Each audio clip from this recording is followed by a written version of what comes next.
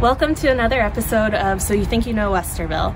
Today we're going to be talking about what has been called America's forgotten pandemic, the Spanish flu of 1918. It received its name during World War I. The Spanish presses were covering it a lot because Spain was a neutral country during World War I. The presses of countries like America, Germany, Britain, France were censored because they wanted to keep morale high and they didn't want enemy countries exploiting the knowledge of a widespread pandemic. So because Spain was talking about it and these other countries were not, it was called the Spanish flu. And since people, for the most part, weren't really talking about it in the press, it contributed to its wildfire spread. It affected over a quarter of the world's population and over 500,000 Americans died from it.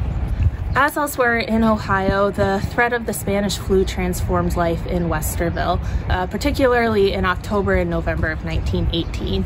As of October 10th, there were no reported cases yet, but local doctors and public officials did start closing things down and prohibiting public gatherings as preventive measures. 7 days later, the situation had begun to deteriorate.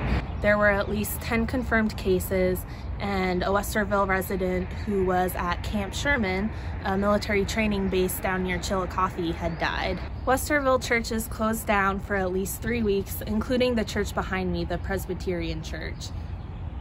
Schools were closed, lodges and organizations weren't meeting anymore, so the town really did shut down, kind of like we're seeing today. The public opinion also reported that there were wild, untrue stories about the flu circulating around town.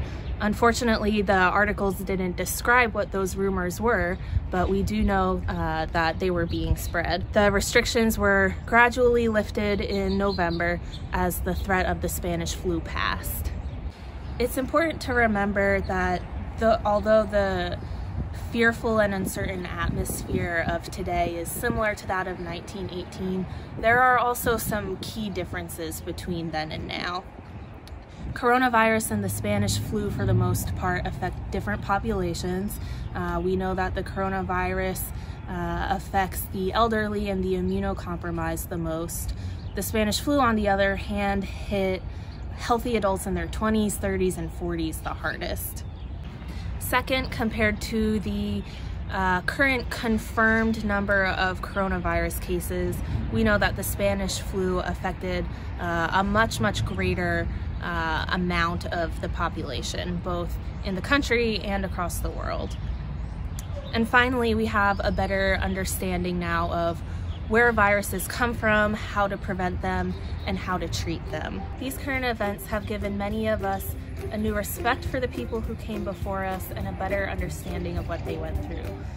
Thanks for watching. Stay tuned for another episode of So You Think You Know Westerville, and stay safe.